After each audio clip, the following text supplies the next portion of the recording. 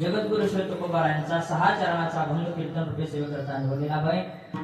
या अभंगामध्ये जगद्गुरु श्री तुकोबाराय भगवान परमात्म्याच्या प्राप्तीची 5 उपाय सांगतात, साधनं सांगतात। अभंगावर काही बोलण्यापूर्वी अल्पसा परिहार देणं गरजेचं आहे।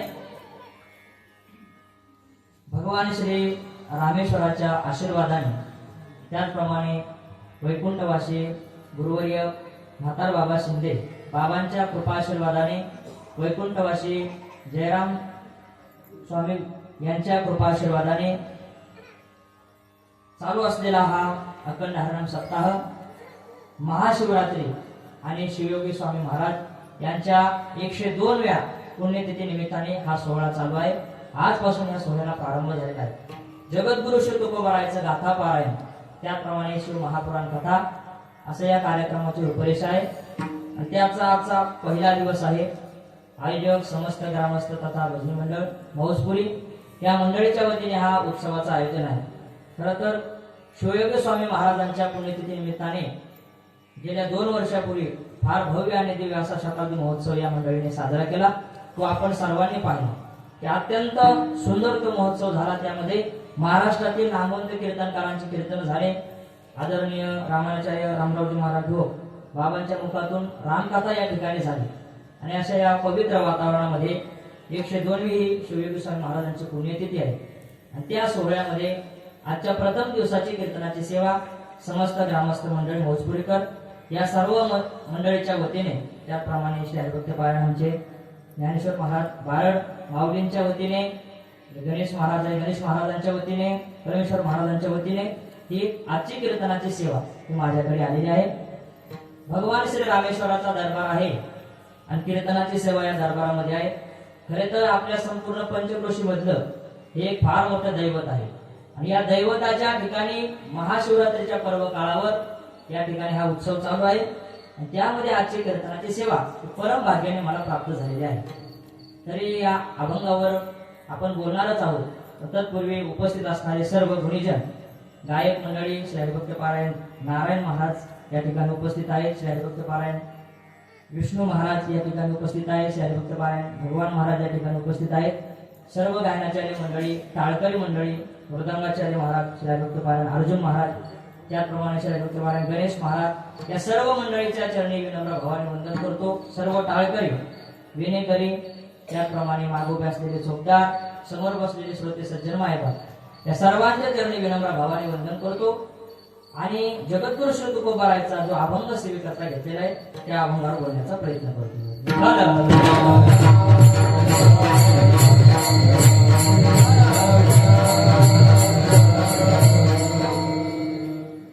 आज कार्यक्रमाचा प्रथम दिवस आहे।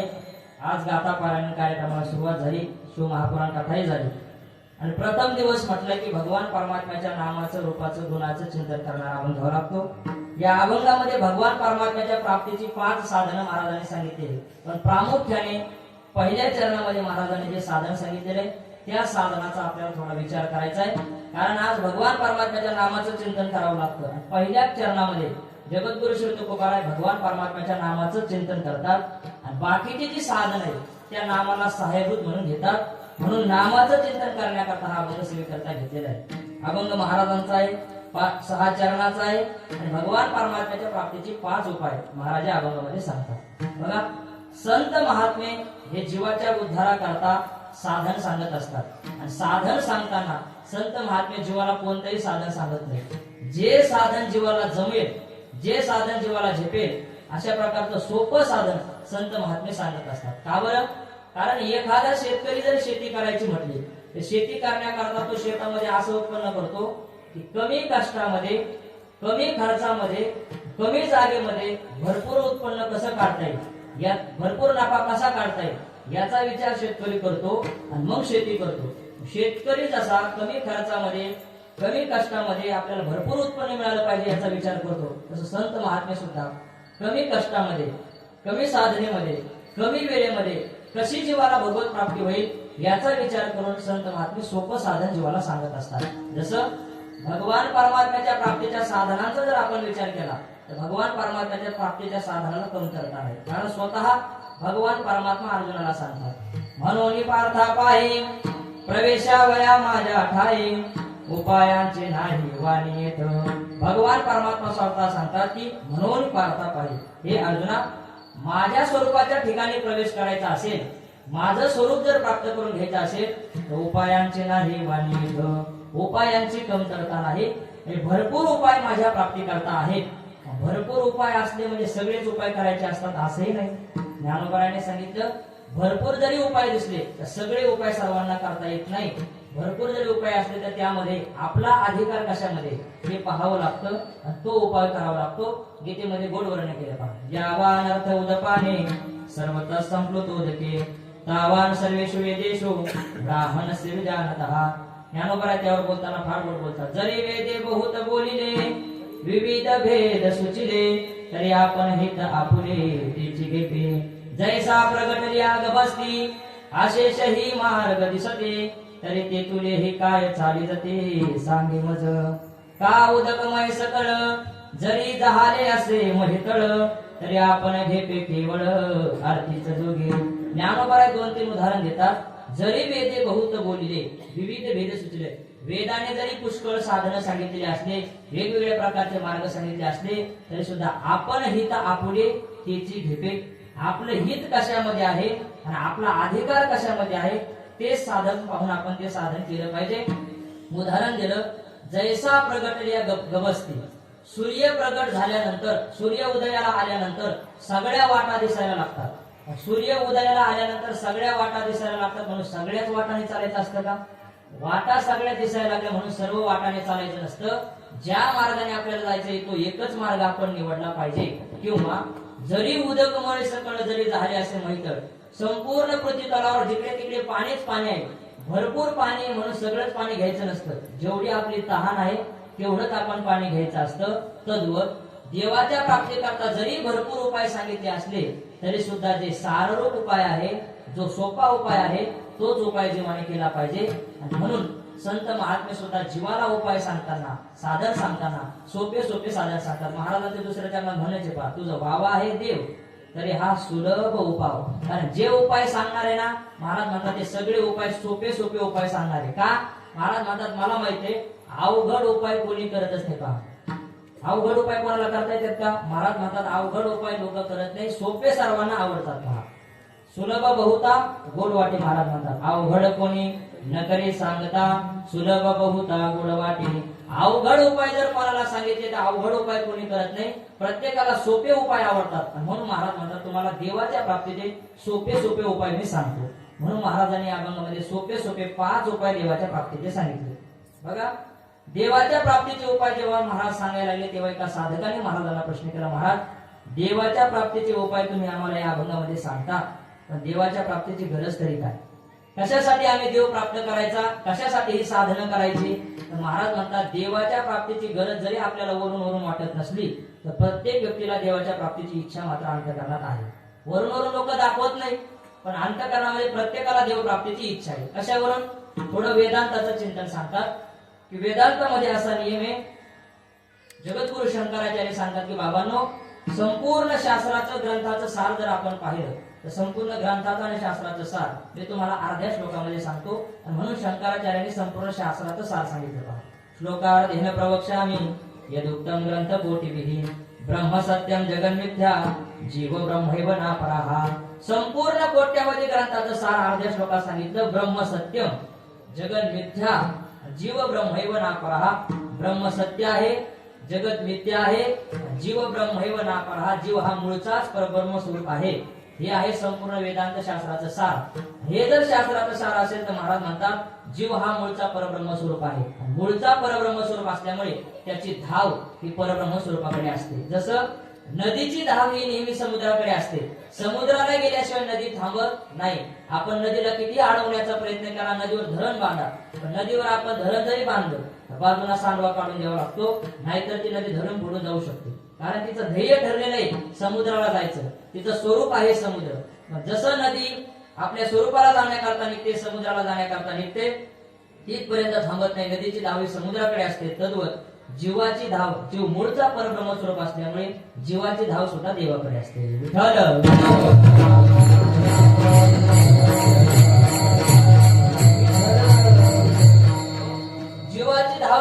परमात्म्याकडे असते आणि म्हणून परमात्म्याचं वर्णन करत असताना वेदांनी शास्त्राने केलं सच्चित सुखात्मकम ब्रह्म. ब्रह्म कसं आहे?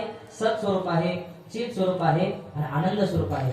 ब्रह्म सच्चित आनंद स्वरूप असल्यामुळे जीवाला सुद्धा सच्चिदानंद स्वरूप व्हावं वाटतं आणि म्हणून ब्रह्मामध्ये जसे 3 अंश आहेत त्या 3 अंशाला धरून जीवाच्या ठिकाणी काही इच्छा होत असतात. त्यामध्ये पहिली गोष्ट सत अंशाला धरून जीवाला पहिली इच्छा होते, मी सदैव असावं, मी अमर असावं, मी कधीच मरू नये, ही पहिली इच्छा होती. चित अंशाला धरून मी सर्वज्ञ असावं, म्हणजे जगातलं सगळं ज्ञान मला असावं, ही दुसरी इच्छा होते. आणि आनंद अंशाला धरून मी सदैव सुखी असावं, माझ्या जीवनामध्ये दुःख कधीच नसावं, ही तिसरी इच्छा होती. जगातल्या प्रत्येक लोकांचा जर आपण विचार केला की प्रत्येकाला ह्या 3 इच्छा होत असतात. पहा, पहिली सत अंशाला धरून माणसाला असं वाटतं मी सदैव असावं, मी कधीच मरू नये असं मागतं. पण बघा, संसार अवच्छेदकाने ह्या इच्छा कोणाच्याच पूर्ण होत नाही. परमार्थामध्ये आल्यानंतरच या 3 इच्छा पूर्ण होतात. म्हणजे देवाची प्राप्ती झाल्यानंतरच या 3 इच्छा पूर्ण होतात. एरवी संसारामध्ये तुम्ही कितीही प्रयत्न करा, या 3 इच्छा आतापर्यंत कोणाच्या पूर्ण झाल्या नाही आणि होणारही नाही. पण सत अंशाला धरून जीवाला पहिली इच्छा होते काय? मी सदैव असावं, म्हणजे मी अमर असावं. माणसाला वाटतं मी अमर असावं का? मला वाटतं कोणाला? जगामध्ये जर आपण कोणाला विचारलं, जगामध्ये सोडून द्या, आता कीर्तनात बसलेलो, आपण जर कीर्तनामध्ये विचारलं ज्याला मरा वाटतं त्याने हात वर करा. करा बरं, ज्याला मरा वाटतं नाही हात वर. कोणीतरी हात वर करतं का? कोणी हात वर करत नाही, कारण कोणालाच मरा वाटत नाही. एखाद्याने केलं की समजायचं वैताग करतच नाही, मला माहिती. म्हणजे कोणी मरावं वाटतं का म्हटल्यानंतर कोणी हात वर करत नाही. का बरं? कोणालाही मरावं वाटत नाही. कारण ज्ञानोबा सांगतात जगस्पृहे आस्पद सार्वभौम पद न मरणे निर्विवाद जगापडी. माणसाला मरावं वाटत नाही. अहो, मोठ्या माणसाचं सोडून द्या, एखाद्या लहान मुलाला तुम्ही म्हणा बरं मर. लहान मुलाला मर म्हटलं की तू म्हणतो तूच मर. लहान मुलाला तरी मरा वाटतं का? मरा वाटत नाही. ज्ञानोबा सांगतात आगा मर हा बोलन साधी आणि मेलिया तरी रडते प्रयासते जात न गणिते गहिंसपणे. ज्ञानोबा सांगतात मर हा बोलून साधी. मर म्हटलेलं सुद्धा जीवाला सहन होत नाही, म्हणजे मरावं कोणालाही वाटत नाही. अमर होण्याची प्रत्येकाला इच्छा आहे, पण बघा संसार अवच्छेदकाने कोणालाही अमर होता येत नाही. ज्ञानोबांनी यादी दिली, प्रत्येकाला इथं अमर राहण्याची इच्छा होती, जिवंत राहण्याची इच्छा होती, पण राहता आलं का? नाही. ज्ञानोबा सांगतात आजा मेला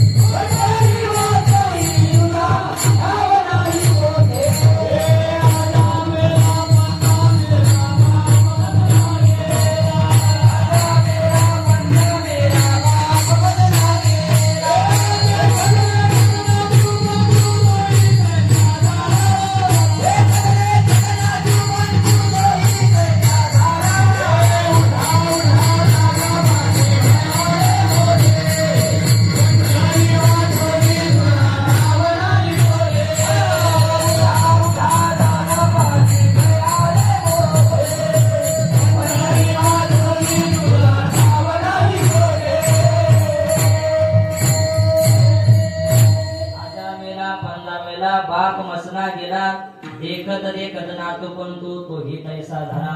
ज्ञानोबरांनी मोठी यादी दिली. आजा मेला, पंजा मेला. आजाला मरायची इच्छा होती का?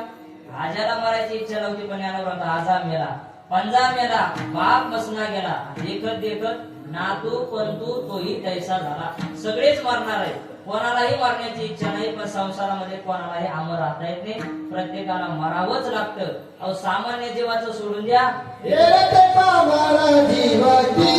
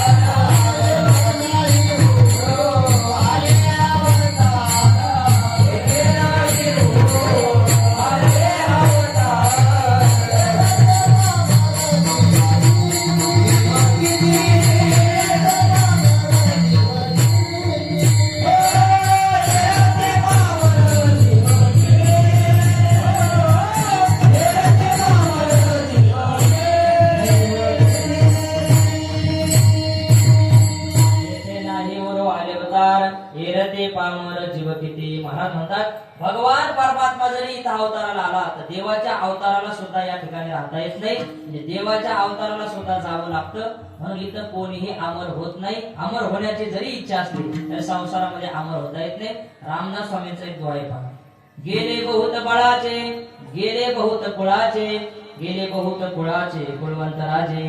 रामदास स्वामी सांगतात, गेले बहुत बळाचे, गेले बहुत काळाचे, गेले बहुत कुळाचे कुळवंत राजे. गेले बहुत बळाचे, पुष्कळ बलवान लोक होऊन गेले. या महाराष्ट्रामध्ये फार बलवान लोक होते, पहिलवान लोक होते.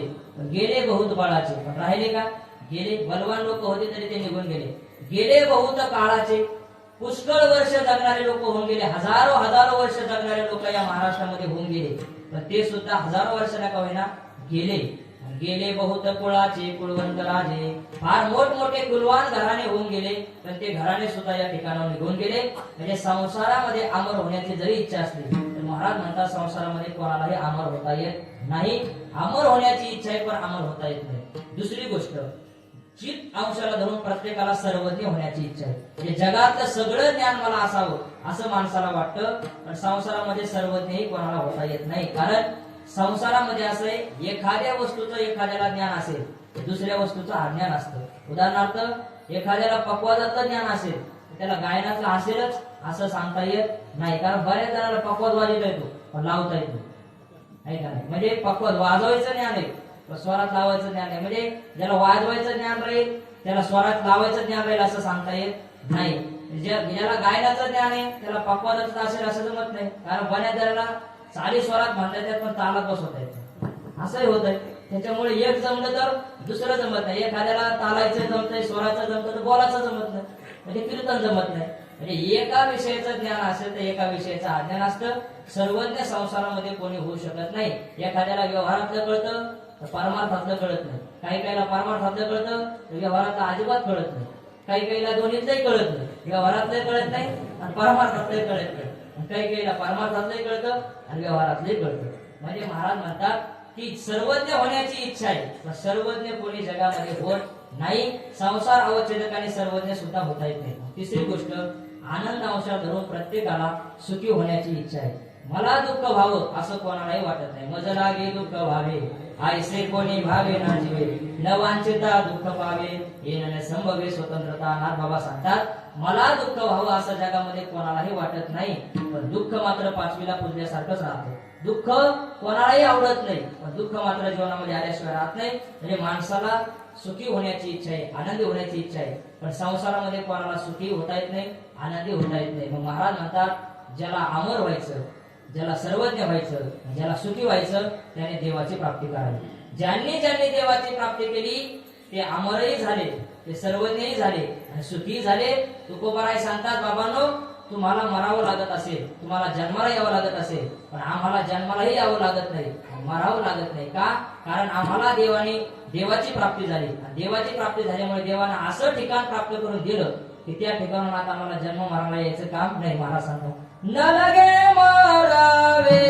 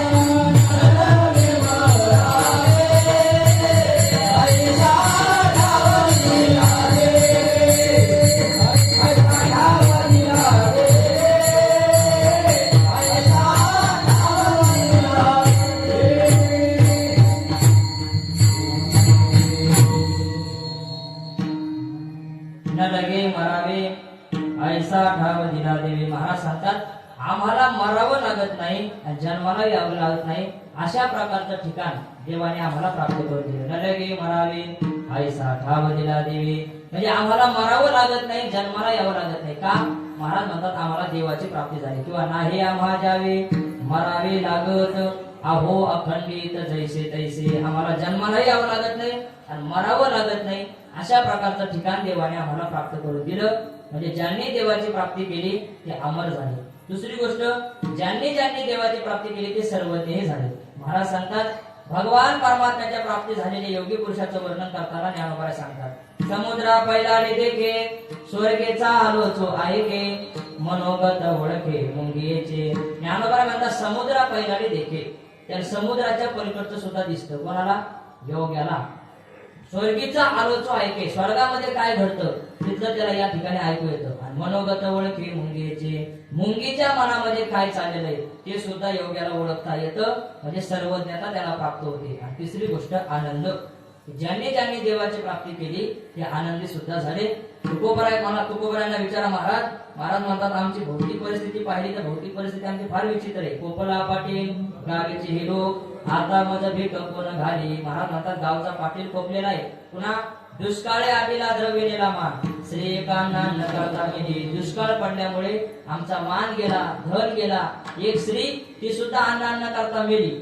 अशी आमची बाहेरची भौतिक परिस्थिती. पण आम्हाला जर आध्यात्मिक समाधान तुम्ही विचाराल तर महाराज म्हणतात तुका म्हणे खातो आनंदाचे लाडू झाले तर पडू नका तुम्ही, किंवा आनंदाचे डोहे आनंद रंग आनंदाचे अंग आनंदाचे. तुका म्हणे आता आनंदी आनंद गोविंदे गोविंद विस्तारला. आध्यात्मिक समाधान मात्र महाराजांच्या जीवनामध्ये का? महाराज म्हणतात आम्ही देवाची प्राप्ती केली. ज्यांनी देवाची प्राप्ती केली ते अमर झाले, सर्वज्ञ झाले, सुखी झाले. महाराज म्हणतात ज्याला अमर व्हायचं, ज्याला सर्वज्ञ व्हायचं, ज्याला सुखी व्हायचं त्याने देवाची प्राप्ती केली पाहिजे. देवाची प्राप्ती करण्याकरता महाराज म्हणतात मग त्याच्यासाठीच मी देवाच्या प्राप्तीचे उपाय सांगितले. पण प्राप्ती करायची एका देवाची, उपाय सांगितले 5. असं का बरं? एक देव प्राप्त करायचा तो उपाय सुद्धा एकच सांगायला पाहिजे होते. पण महाराज 5 उपाय काय सांगतात? त्याच्यामध्ये 2 गोष्टी दिसतात. एक तर साध्याची व्यापकता दिसते, दुसरी गोष्ट संतांचं हृदय प्रकट होतं. पहा, एक साध्य आहे आणि साधनं मात्र 5 का सांगतात? पहिली गोष्ट त्याच्या साध्याची व्यापकता दिसते. जसं खेडेगावाला यायला जास्त गाड्या असतात का शहराला जाण्याकरता जास्त गाड्या असतात?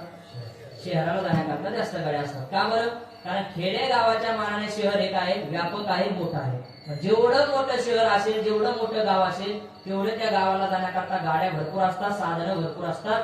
जेवढं गाव छोटं असेल तेवढे साधनं कमी असतात. तसं भगवान परमात्मा हा सर्वात व्यापक आहे आणि भगवान परमात्मा सर्वात व्यापक असल्यामुळे त्याच्या प्राप्तीची साधनं सुद्धा भरपूर आहेत. म्हणून महाराज 5 साधनं सांगतात. दुसरी गोष्ट संतांचं हृदय प्रगट होतं. संतांचं हृदय म्हणजे हे माता माऊलीच्या हृदयासारखं असतं, आईच्या हृदयासारखं संतांचं हृदय असतं. बघा, एरवी आपल्या घरामध्ये माता माऊल्या जेवणाकरता एकच भाजी करतात.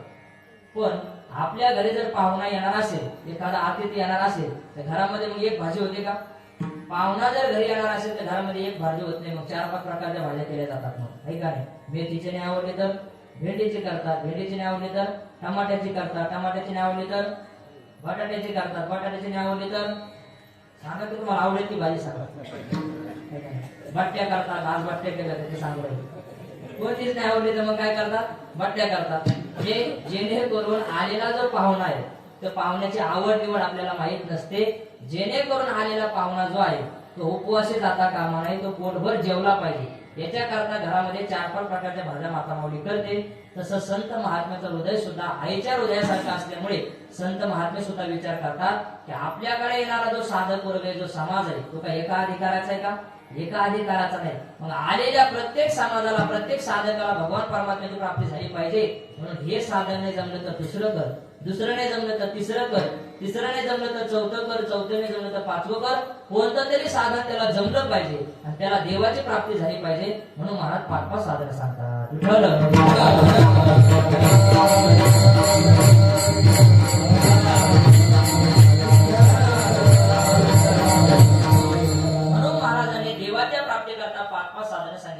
महाराज आम्हाला देवाची प्राप्ती करायची, देव प्राप्त करायचा, काय करावं? महाराज म्हणतात देवाची प्राप्ती करायची ना अत्यंत सोपं साधन सांगतो. काय कर?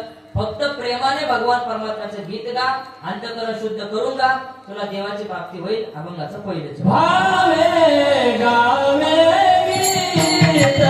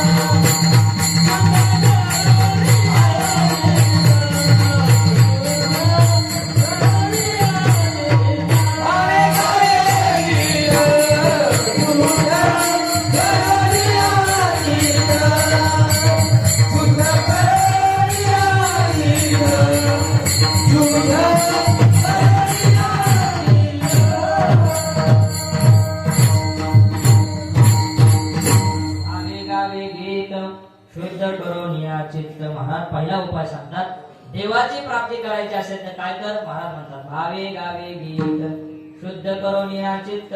चित्त शुद्ध करून या भावे गीत गावे. महाराज म्हणतात चित्त शुद्ध करून प्रेमाने देवाचं गीत गायलं तर याने तुला देवाची प्राप्ती होईल. अत्यंत सोपा उपाय. फक्त काय करायचं, भावे गावे गीत, प्रेमाने भगवान परमात्म्याचं गीत गायचं, याने तुला देवाची प्राप्ती होईल. काय, ज्याला जे आवडतं ते साधन आपण केलं पाहिजे. जसं एखाद्या पत्नीला असं वाटत असेल की आपल्या पतीने आपल्यावर खुश राहावं, तर त्याने काय केलं पाहिजे, तिने आपल्या पतीला जसं आवडलं तसं वागलं पाहिजे.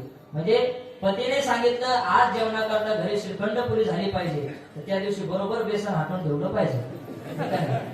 असं वागलं म्हणजे तो खुश होईल. तसं नाही, पतीला जे आवडेल ते केलं पाहिजे. पतीची या मता अनुसरुणी पतिव्रता, अनायासे आत्महिता भेटीची गा. पतीची या मता, पतीला जे आवडेल ते तिने केलं पाहिजे. पतीच्या मताप्रमाणे जर ती वागली तर त्याच्यामध्ये काय होतं, तिचं कल्याण होतं. त्याचप्रमाणे गुरुने आपल्यावर खुश राहावं असं वाटत असेल तर शिष्याने गुरुच्या मनाप्रमाणे वागलं पाहिजे. देवाने आपल्यावर खुश राहावं असं वाटत असेल तर भक्ताने देवाच्या मनाप्रमाणे वागलं पाहिजे. तसं इथं देव प्राप्त करायचा असेल तर देवाला जे आवडलं ते साधन आपण केलं पाहिजे.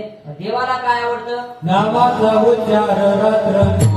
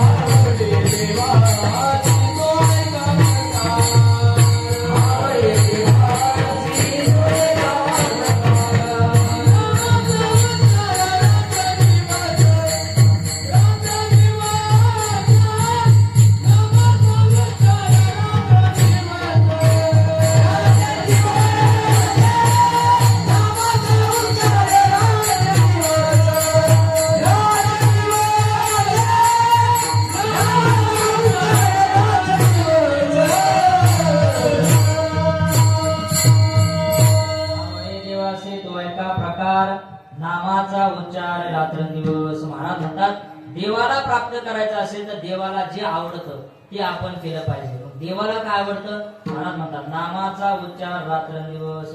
रात्रंदिवस भगवान परमात्म्याच्या नामाचा उच्चार करणं, देवाचं नामस्मरण करणं हे देवाला आवडतं, म्हणून आपण तेच केलं पाहिजे. किंवा पूज्य श्री डोंगरेजी महाराज भागवतामध्ये सांगायचे, पहा देवाला काय आवडतं ते सांगायचे. द्वारका में जो ठाकुर जी है वो श्रृंगार प्रिय है, वृंदावन में जो ठाकुर जी है वो उत्सव प्रिय है, जगन्नाथपुरी में जो ठाकुर जी है वो भोग प्रिय है, और पंढरपूर में जो ठाकुर जी है वो भजन प्रिय है. पंढरपुरातल्या देवाला जर काय आवडत असेल तर भजन आवडतं. म्हणून देवाला प्राप्त करण्याकरता आपण भजन केलं पाहिजे. तुका म्हणे ते भजन प्रमाण काय घोरपण झाले. देवाला भजन आवडतं म्हणून आपण भजन केलं पाहिजे. देवाचं नामस्मरण केलं पाहिजे. देवाचं नामस्मरण देवाला आवडतं म्हणून महाराज म्हणतात भावे गावे गीत. प्रेमाने भगवान परमात्म्याचं गीत गाणं. गीत गाणं म्हणजे नामस्मरण करणं. कशावरून, ज्ञानोबराची ओवी बघा. गीत शब्दाचा अर्थ ज्ञानोबराने नामस्मरण केला. पहा, कृष्ण विष्णू हरी गोविंद या नामाचे निखिळ प्रबंध, माझी आत्मचर्चा विशद उदंड गाते.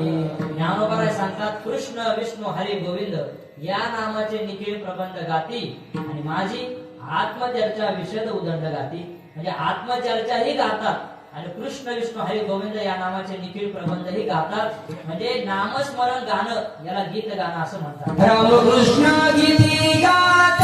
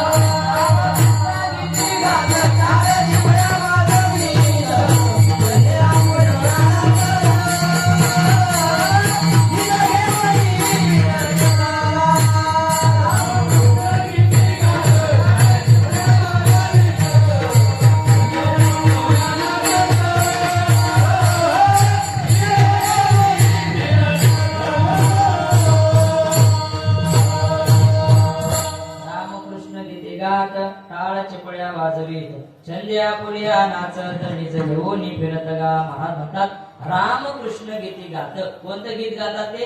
रामकृष्ण. रामकृष्ण हे भगवान परमात्म्याचं नामस्मरण हे गीत ते गातात. या गीताने भगवान परमात्मा प्रसन्न होतो. काय आपल्याकडे तो श्लोक आहे किंवा तुकोबरायचं प्रमाण सांगतात, पण ते क्षेपप्रमाणे माझे भक्त गाते जेथे नारदा मी उभा तेथे. भगवान परमात्मा सांगतात मला जर शोधायचं असेल, मला जर सापडायचं असेल तर तेथे अवचिताचा परे. तेथे अवचिताचा परे.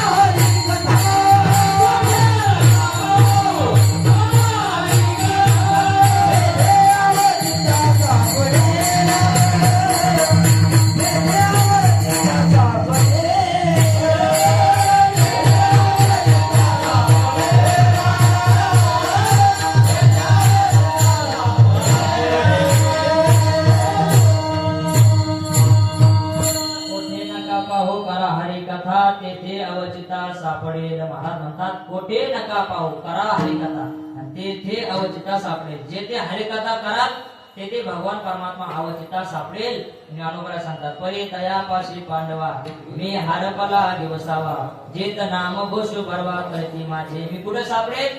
ज्या ठिकाणी माझा बरवा नाम घोष करतील भक्त त्या ठिकाणी मी सापडेल. किंवा भागवताचा श्लोकच ना नाहम वसाम वैकुंठे योगिनाम हृदये नवे मदभक्ता यत्र गायन्ति तत्र तिष्ठामि नारद. ज्या ठिकाणी माझे भक्त माझे गायन करतात त्या ठिकाणी मी उभा असतो. भावे गावे गीत प्रेमाने भगवान परमात्म्याचं गीत गायलं की त्याने भगवान परमात्मा प्राप्त होतो. पण महाराज म्हणतात त्याला 8 सांगतात. शुद्ध करून या चित्त. चित्त शुद्ध करून देवाचं प्रेमाने गीत गावं लागतं. चित्त शुद्ध करून म्हणजे भजनाचा हेतू सुद्धा असावा लागतो. म्हणजे देवाचं भजन हे देवा करताच करावं लागतं. पहा देवाची आचारे आळवाले देवा. देवाची आचारे आळवाले देवा. बोल देवा पाडोनिया. बोल देवा पाडोनिया. देवाची आचारे आळवाले देवा. देवाची आचारे आळवाले देवा.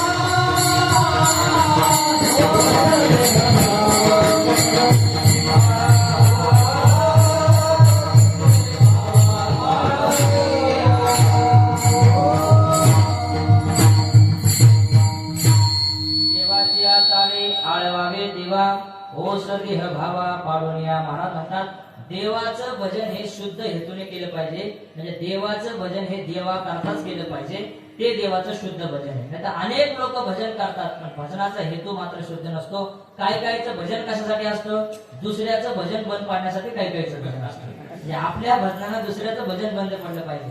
हा जर भजनाचा हेतू शुद्ध असेल तर महाराज म्हणतात अशा भजनाने देव प्रसन्न होणार नाही. किंवा ज्ञानोबराय सांगतात भजनाचा हेतू शुद्ध असला पाहिजे. बरेच लोक भजन करतात. येड बहु दोडती गिरटी जयांची भजने भोगासाठी जे आशा तिमिरे दृष्टी मंद झाली. येड बहु दोडती गिरटी पुष्कळ लोक भजन करतात पण जयांची भजने भोगासाठी. भोगासाठी लोक भजन करतात. देवाचं भजन करतात, देवाची पूजा करतात, अर्चना करतात, देवाकडे भोग मागतात, ऐश्वर्य मागतात, संपत्ती मागतात, पुत्र मागतात. मग हे देवाकडे मागितलं तर हे शुद्ध भजन होत नाही. देवाचं भजन हे देवा करतात असलं पाहिजे. ते शुद्ध भजन आहे. भजनाचा हेतू शुद्ध असावा. शुद्ध करून या चित्त. चित्त शुद्ध करून म्हणजे भजनाचा हेतू शुद्ध असावा. काल्पनिक कथा सांगतात पहा. भजनाचा हेतू शुद्ध असावा. रामचंद्र प्रभू आणि लक्ष्मणजी वनवासामध्ये प्रवास करतात. वनवासामध्ये प्रवास करत असताना पंपा सरोवराजवळ येतात. तिथं आल्यानंतर तिथं एक बगळा एका पायावर उभा असलेला पाहतात. तलाव आहे, तलावाच्या काठीवर तो बगळा एका पायावर उभा असलेला पाहिल्यानंतर रामचंद्र प्रभू लक्ष्मणाला म्हणतात लक्ष्मणा बघ म्हटले मागच्या जन्मातला फार मोठा साधू दिसतो. मागच्या जन्मात त्यांनी साधना केलेली म्हणून या जन्मात सुद्धा साधना सुटली नाही. एका पायावर उभा राहून साधना करायला लागला. असं म्हटल्यानंतर लक्ष्मणजी म्हटले देवा तो तुम्हाला साधू दिसतो पण तो पक्का चालू आहे. चालू म्हटल्यानंतर रामप्रभूंनी सांगितलं, अरे लक्ष्मणा तुला घाण सवय लागली म्हटले, कुठेही दोष पाहण्याची सवय लागली. लक्ष्मणाने सांगितलं थोडं थांबा प्रभू, तुम्हाला बघायचं का तो खरा साधू का कसा साधू, थोडं थांबा म्हटले. दोघ जण त्या बगड्याकडे पाहत होते. पाहत असताना एका पायावर तो बगडा उभा होता, ध्यान करत होता. ध्यान चालू असताना मग त्या तलावातल्या काही माश्या एकत्रित झाल्या आणि एकत्रित झाल्यानंतर त्या माशांच्या आपसामध्ये बैठक सुरू झाली. आणि मग त्या म्हणू लागल्या, बाई आपल्या गावामध्ये आज फार मोठा साधू आलेला आहे, फार मोठा साधू आला असल्यामुळे आपण सर्वांनी त्या साधूच्या दर्शनाला जायचं. म्हणून सगळ्या गोळ्या झाल्या, साधूच्या दर्शनाकरता निघाल्या. आता साधूच्या दर्शनाकरता आल्या, त्या साधूचं दर्शन घेतलं. साधूचं म्हणजे कोणाचं? हा, लक्षात ठेवा. साधूचं दर्शन घेतलं. दर्शन घेतल्यानंतर त्या साधूला प्रदक्षिणा केली. प्रदक्षिणा केल्यानंतर एक मासोळी समोर झाली आणि तिने ते साधूच्या समोर हात जोडून प्रार्थना केली, महाराज संसाराच्या तापाने मी तप्त झालेले, संसाराच्या तापातून मला मुक्त करा. साधूने सांगितलं, बालिके मी तेवढ्यासाठीच आलेलो आहे. म्हणून लगेच त्याने चोच मारली. चोच मारून ती मासोळी खाल्ली. तेव्हा लक्ष्मणी म्हणतात, प्रभू बघा तुमच्या साधूने माळ काढली. म्हणजे साधू दिसताना दिसतो. महाराज म्हणतात, बघ ध्यान धरी सोंग झाली मत्स्या मारी. महाराज म्हणतात, बगळा ध्यान करतो, सोंग दाखवतो, पण त्याचं ध्यान त्याचं सोंग कशा करताय? मासे खाण्याकरता. हे की नाही? अंतरी संसार भक्ती बाह्यात्कार म्हणून अंतर तुझ्या पायी. अंतकरणामध्ये सगळा संसार भरलेला आहे आणि वरून वरून भक्ती करतो, वरून वरून ध्यान करतो, हे शुद्ध भजन नाही. जसं महाराज म्हणतात, भजनाचा हेतू सुद्धा शुद्ध असला पाहिजे, अंतकरणातही तोच भाव असला पाहिजे आणि वरती तोच भाव असला पाहिजे. याला म्हणतात खरं भजन. महाराज म्हणतात, असं शुद्ध हेतूने जर भजन केलं तर देव प्राप्त होतो. भावे गावे गीत शुद्ध करून या चित्त, शुद्ध चित्त करून प्रेमाने देवाचं गीत गायलं तर देव प्राप्त होतो. हे पहिलं साधन सांगतात महाराज.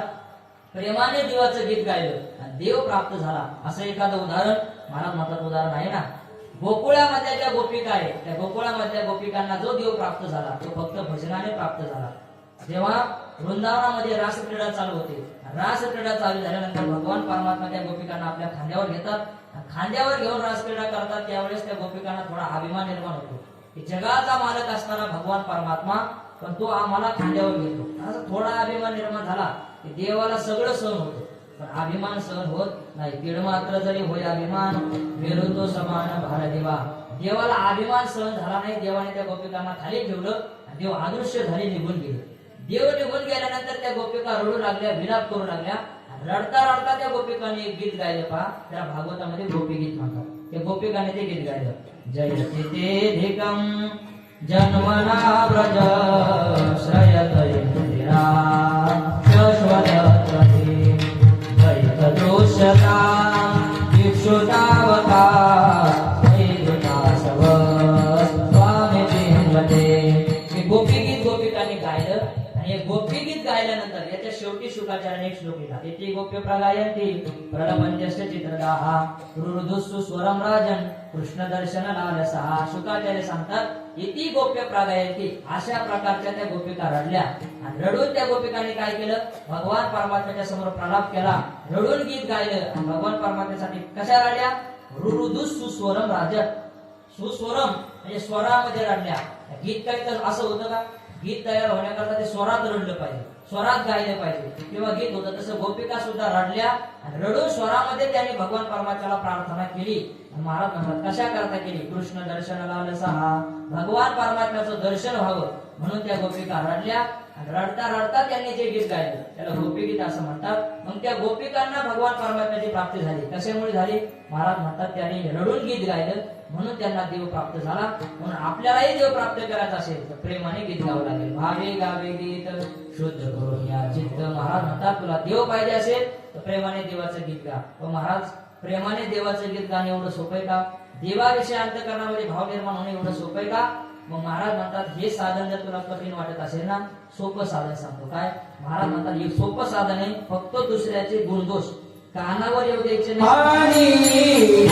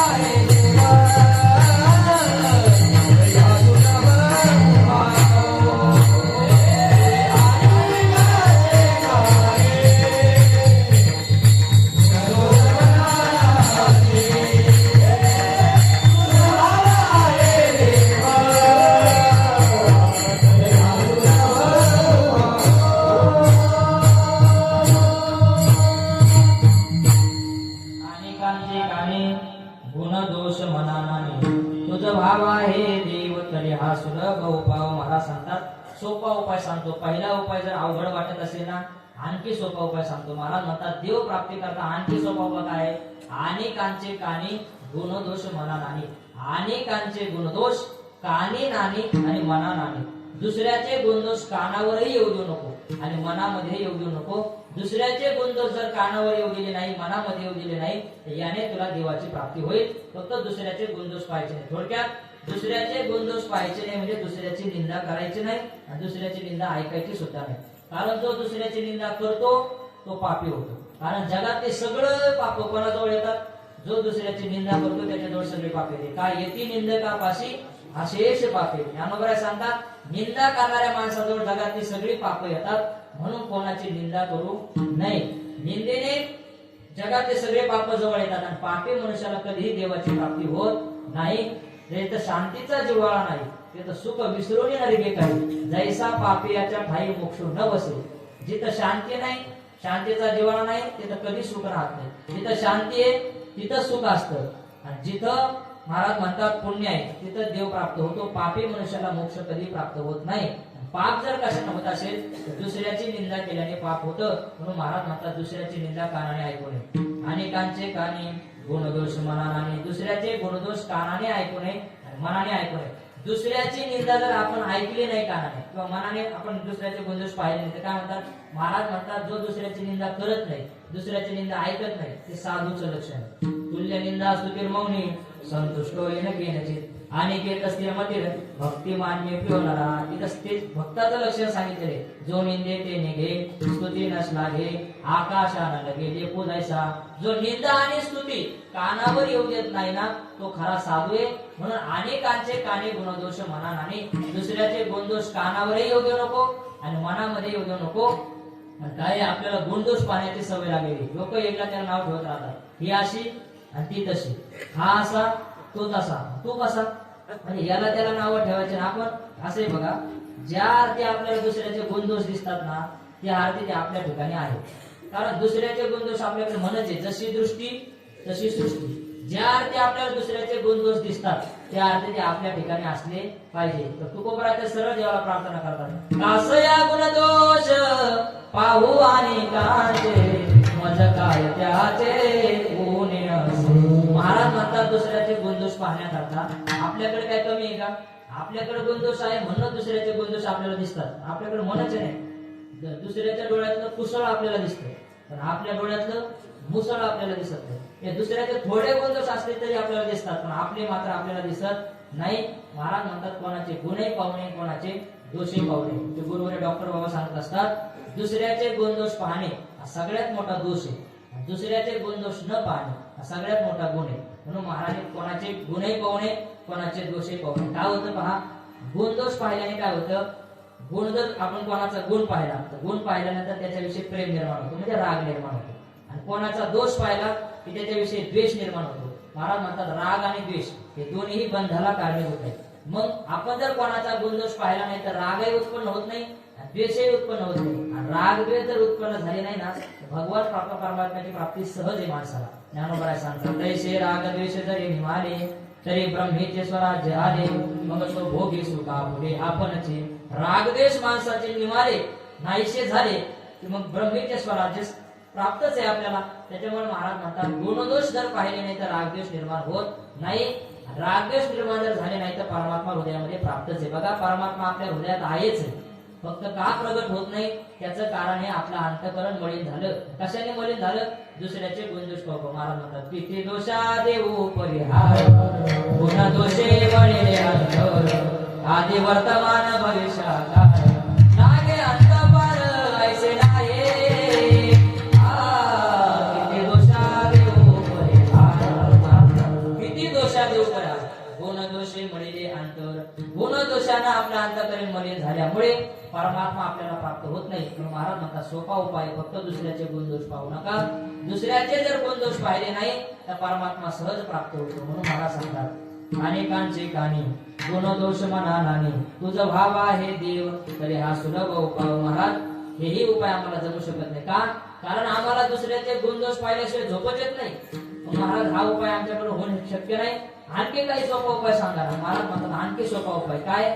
एखादा संत महात्मा दिसला की त्याला शरण जा. अभंगाचं चौथं हा मस्तक ठेंगणा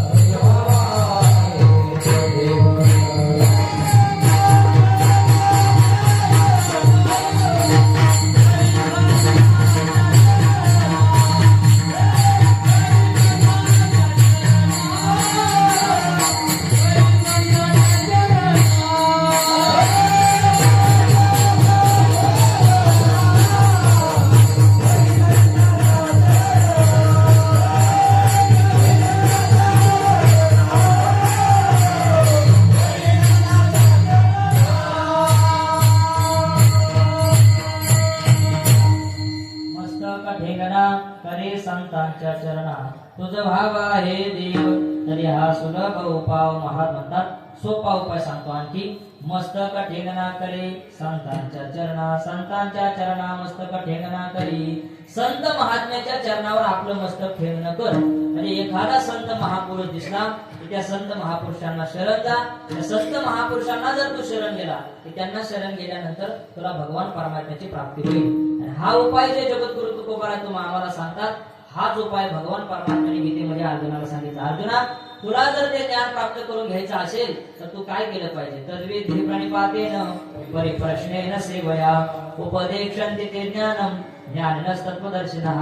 ते ज्ञान पैगा बरवे जरी मनी आधी आणावे तरी संताया भजावे सर्वस्वेशी.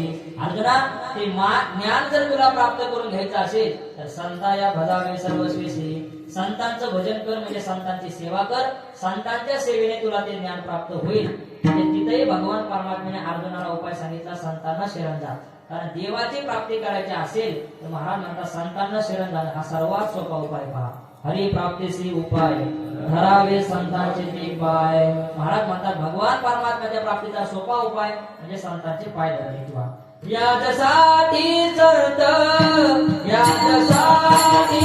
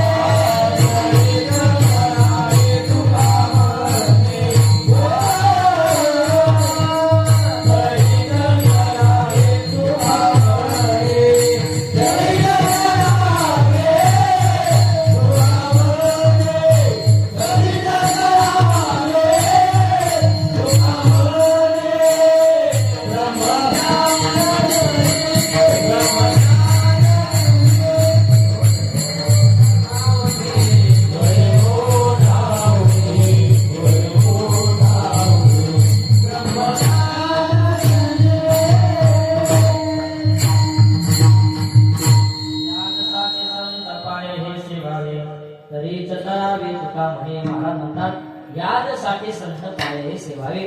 जर देवाची प्राप्ती करायची असेल तर संतांच्या पायाची सेवा करावी. हा सगळ्यात सोपा उपाय. म्हणून महाराज म्हणतात मस्तक ठेंगणा करी संतांच्या चरणा. संतांच्या चरणावर आपलं मस्तक ठेवणं केलं याने देवाची प्राप्ती होते. हा सोपा उपाय आहे. म्हणजे कोणताही साधू महात्मा दिसला, संत पुरुष दिसला की त्या संत महात्म्यांच्या चरणावर आपलं मस्तक ठेवणं करावं, त्यांना नमस्कार करावा, याने देवाची प्राप्ती होते. हा उपाय. किंवा जुने कीर्तनकार एक उदाहरण सांगायचे बघा. एका मनुष्याने कीर्तनामध्ये असं श्रवण केलं की कीर्तनामध्ये महाराजांनी सांगितलं की लोखंडाला जर परिसाचा स्पर्श झाला तर लोखंडाचं काय होतं, सोनं होतं. असं कीर्तनामध्ये ऐकलं. कीर्तनामध्ये ऐकल्यानंतर त्याने ठरवलं की आपण काही झालं तर तो परीस मिळवायचा. परीस मिळवण्याकरता कीर्तन संपल्यानंतर त्याने एकच उद्योग सुरू केला. काय केलं, बाहेर निघाला तसं एखादा नवीन दगड दिसला तिथं दगड उचलायचा, एक खिळा घेतला, त्या खिळ्याला लावायचा आणि सोनं झालं का पाहायचं, दगड फेकून द्यायचा. पुन्हा खिळा खिशामध्ये ठेवायचा, पुन्हा दगड दिसला की तो खिळा काढायचा, त्याला लावायचं, सोनं झालं पाहायचं, दगड फेकून द्यायचा. असा उद्योग सुरू झाला. पण खिळा खिशात ठेवतो, खिसा गेला फाटून, खिसा फाटून गेला, खिळा गेला पडून. मग काय करावं, त्याने आता खिळा पडून गेल्यानंतर युक्ती केली, लोहाराकडे गेला, एक लोखंडाची पट्टी केली, त्या पट्टीला एक छिद्र पाडलं, ती करदुड्याला बांधून घेतली. म्हणजे पडायचं काम नाही, करदुड्याला बांधून घेतली. मग रस्त्याने निघाल्यानंतर एकच उद्योग, दगड दिसला की उचलायचा, त्या पट्टीला घासायचा, सोन्याची झाली की पाहिजे फेकून द्यायचा. असं करायला लागला तो. रस्त्याने दगड दिसला की उचलायचा, घासायचा, फेकून द्यायचा. त्याच्या विचित्र वागण्यामुळे लोकांनी त्याला नावच पाडलं गावात दगड घासा. कारण तो दगड घ्यायचा, घासायचं, एवढं काम करायचं, मग दगड घासा नाव पडलं त्याचं. मग तो त्याने मात्र जिद्द सोडली नाही. आपण सक्सेस व्हायचं, त्याने जिद्द मात्र सोडली नाही. आणि मग तो त्याचा उद्योग सुरूच होता. असं करता करता करता करता बरेच दिवस झाले, 6 महिने झाले. 6 महिन्यानंतर एक दिवस तो स्नान करून जेव्हा बाहेर आला, बाहेर आल्यानंतर त्याच्या पत्नीचं त्याच्या कमराकडे लक्ष गेलं. लक्ष गेल्यानंतर तिनं पाहिलं ती पट्टी सोन्याची झाली होती. एकदम ओरडली, अहो पाहिलं का, अहो पाहिलं का. तुम्हाला काय झालं, अहो तुमच्या कमराला जी पट्टी आहे ना ती सोन्याची झाली. सोन्याची झाल्यानंतर त्याने पाहिलं तर खरोखर सोन्याची झाली होती. त्याला आनंद झाला. ती नाचायला लागली, तो नाचायला लागला, दोघंही 5 मिनिटं उड्या मारू लागले. 5 मिनिटं झाल्यानंतर त्याने डोकं धरून खाली बसला. डोकं धरून खाली बसल्यानंतर ते म्हटले काय झालं, डोकं धरायला काय झालं. त्याने सांगितलं पट्टी सोन्याची झाली बरोबर आहे, कोणत्या दगडाने झाली. कारण दगड घ्यायचं, घासायचं, फेकून द्यायचं.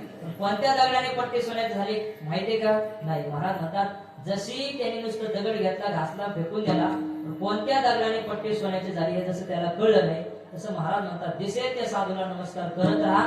कोणता संत, कोणता साधू कधी आपल्या जीवनाचं कल्याण करेल ते सांगता येत नाही. म्हणून महाराज म्हणतात मस्तक ठेंगणा करी संतांच्या चरणा. बस संत दिसला, साधू दिसला की त्याचं दर्शन घ्यायचं, त्याच्या चरणावर मस्तक ठेंगणं करायचं. कोणता साधू आपलं कधी कल्याण करेल सांगता येत नाही. म्हणून महाराज म्हणतात हा सोपा उपाय, मस्तक ठेंगणा करी संतांच्या चरणा. तुझा भाव आहे देव तरी हा सुलभ उपाय. महाराज म्हणतात ह्याही उपाय नाही जमला तर महाराज म्हणतात आणखी सोपा उपाय सांगतो. काय कर, फक्त गोड बोलता येईल ना तुला, गोड गोड बोलला ना त्याने तुला देवाची प्राप्ती.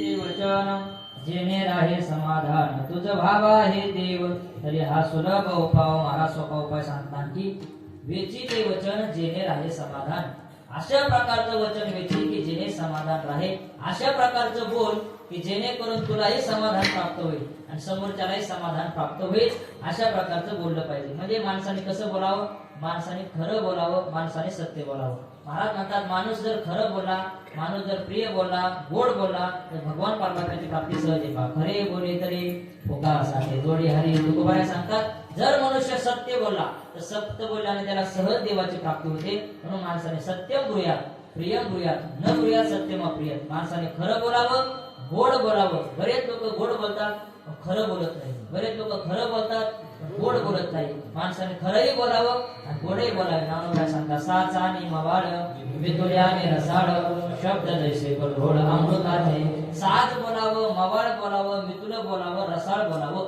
शब्द जैसे कुल्लोळ अमृताचे अशा प्रकारचं जर गोड बोललं त्या गोड बोलल्याने काय होतो भगवान परमात्माही प्रसन्न होतो आणि मनुष्य सुद्धा प्रसन्न होतो म्हणून गोड बोलता आलं पाहिजे गोड बघा एक उदाहरण दिलं त्यांनी कावळा आहे कावळा कावळ्याने कधी कोणाचा बांध कोरला का कावळ्याने कधी कोणाचा बांध कोरला नाही काही नाही पण कावळा दिसला की लोक दगड उचलतात कोकिळाही काळीचे पण कोकिळा दिसल्यानंतर मात्र दगड उचलत नाही कावळा दिसला की दगड उचलतात असं का करतात त्यांनी सांगितलं कारण कौवा किसका धनहारे कोयल का पोते मिठी वाणी बोल कर जगापना करणे कावळा बोलायला लागला की कावळा फार कर्कश बोलतो कावळा कर्कश बोलतो म्हणून लोक कावळा दिसला की दगड उचलतात कोकिळा बोलायला लागले की ती मधुर बोलते गोड बोलते म्हणून कोकिळा दिसल्यावर लोक दगड उचलत नाही उलट तिचं गायन ऐकतात म्हणून माणसाच्या बोलण्यावर सगळे म्हणून महाराज म्हणतात जर लोकांना वश करायचं असेल लोकांना जवळ बोलायचं असेल तर त्याच्यासाठी गोडच बोलावं लागतं मग लोकांना जवळ बोलवण्यासाठी जर गोड बोलावत असेल तर देवाला सुद्धा प्राप्त करण्याकरता गोडच बोलावं लागतं महाराज म्हणतात कसं बोलावं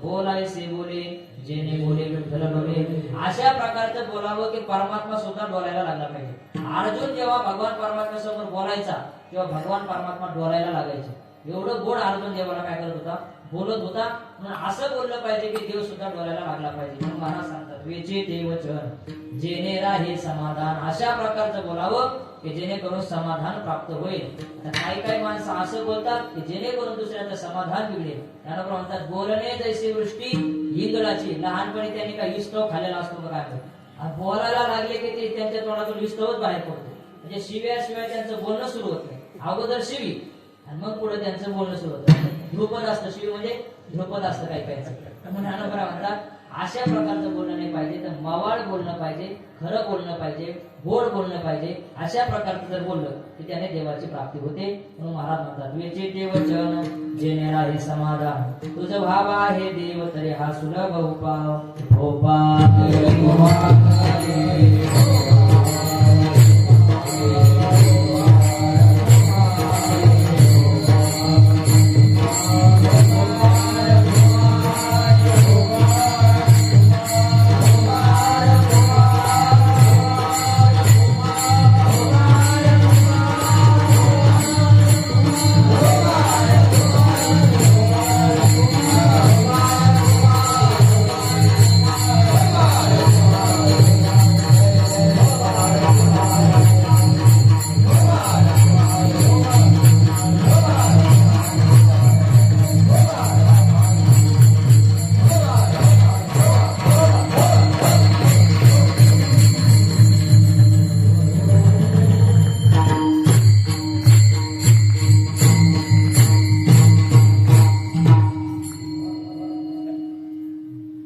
भावे गावे गीत शुद्ध करून या चित्त तुझं भाव आहे देव तरी हा सुलभ उपाय महाराज एक उपाय झाला की दुसरा उपाय सांगतात, दुसरा उपाय झाला की तिसरा उपाय सांगतात.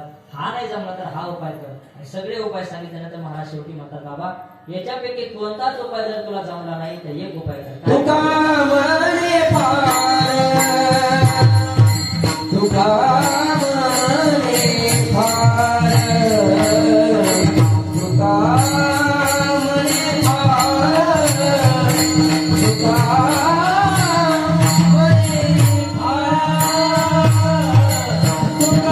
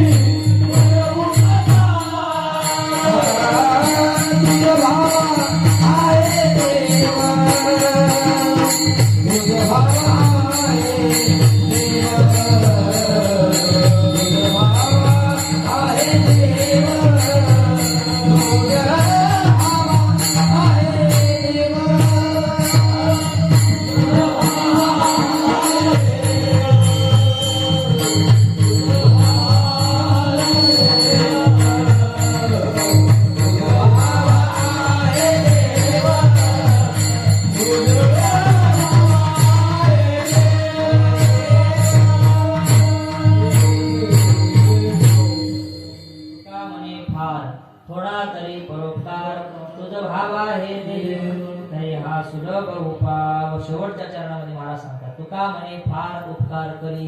फार नाही जमला तर मग थोडा तरी करी. महाराज म्हणतात फार उपकार कर. शेवटचा उपाय आहे, देव प्राप्त करायचा असेल तर जीवनामध्ये तू उपकार कर. आणि भगवान परमात्म्याने आपल्याला येणाऱ्यांच्या यादीमध्ये टाकलं ना, मग आपल्याला मनुष्य शरीर प्राप्त झालं तर आपण उपकार केला पाहिजे, दुसऱ्यावर उपकार केला पाहिजे. महाराज म्हणतात फार उपकार करी, जीवनामध्ये दुसऱ्यावर उपकार कर. पण नाही फार जमला तर मग थोडा तरी करी. थोडा तरी उपकार जीवनामध्ये माणसाने केला पाहिजे. जो मनुष्य उपकार करत नसेल ना, त्याच्यापेक्षा शास्त्रकार सांगतात पशु चांगले आहेत. मग जिवंत पशु येशा चरम उपकरिष्यते असं म्हटलेलं आहे. उलट उपकार परोपकार शून्यस्य धिक मनुष्यस्य जीवितम. जो मनुष्य परोपकार करत नाही अशा मनुष्याचा धिक्कार असो, त्याच्यापेक्षा पशु पक्षी जगलेले चांगले. कारण का, ते जिवंतपणेही उपकार करतात आणि मेल्यावर त्यांच्या कातड्यांचा उपयोग होतो, म्हणजे मेल्यावरही उपकार करतात. पशु जिवंतपणेही उपकार करतात, मेल्यावरही उपकार करतात. मनुष्य जर जिवंत असून उपकार करत नसेल, महाराज म्हणतात तो मनुष्य मेलेला बरा, त्याच्या जीवनाचा धिक्कार असतो. म्हणून जीवनामध्ये परोपकार केला पाहिजे. महाराज ते सांगतात, तुका म्हणे थोडा तरी परोपकार, जीवनामध्ये फार परोपकार करावा. पण फार नाही जमला तर मग थोडा तरी परोपकार करावा, त्याने देव प्राप्त होतो. महाराज म्हणतात निदा तरी हे हो नका देऊ अन्न, भुकाचे जीवन तरी पाजा. एखाद्याला आपल्या घरी एखादा अतिथी आला तर त्याला जेव घाला, पण आपल्याला नाही त्याला जेव घालता आला तर भुकाचे जीवन तरी पाजा. टाका देऊ पुकार तरी करा, टाका देऊ पुकार तरी करा.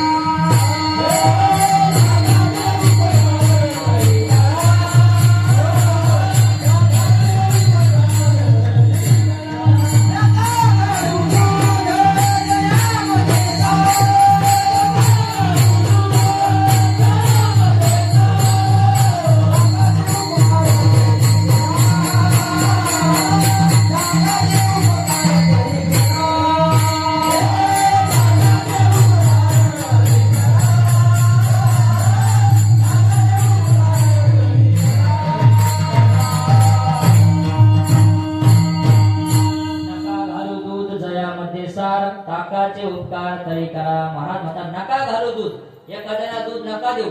का, जयामध्ये सार. तुम्हाला दूध दिलं तर त्याच्यामध्ये सार असणारं तूप जाईल. नका दूध देऊ एखाद्याला, पण ताकाचे उपकार तरी करा. ताक तरी काय करा, शेजारच्याला द्या. एवढा तरी उपकार जीवनामध्ये महाराज म्हणतात करा. तुका म्हणे फार थोडा तरी परोपकार. कारण परोपकाराने देव प्राप्त होतो. काय, ज्याला परोपकार करायचा, परोपकार करण्याकरता द्यावं लागतं. माणसाला देण्याची सवय लागली की माणसाची आसक्ती कमी होत जाते. उदाहरणार्थ आता माझ्याकडे जर असे 10 रुमाल असेल, 10 रुमाल असल्यानंतर आता या दोघांना फक्त घाम येणार नाही. आता थंडीचं येणार नाही, पण यायला लागला. तर मग माझ्याजवळ 10 रुमाल आहे, त्याच्यातले एक रुमाल महाराजांना दिला, एक रुमाल महाराजांना दिला. 10 रुमालाचे 2 गेला किती राहतात? 8 राहतात. म्हणजे 10 रुमालाची जी आसक्ती होती ती किती आली? 8 वर आली. असा एक एक रुमाल मी कमी कमी करत गेलो, वाटत गेलो, तर आसक्ती हळूहळू एक एक रुमालाची कमी होते. शेवटी एकही रुमाल जवळ ठेवला नाही तर आसक्तीच राहते. परोपकाराने काय होतं? देण्याची सवय लागते. देत राहिला मनुष्य की त्याची आसक्ती कमी होत चालते. असं आसक्ती हीच बंधाला कारणीभूत आहे. माणसाची बघा, माणसाने संसार केला की संसार माणसाला बंधनात पाडित नाही, संसाराची आसक्ती बंधनात पाडतो.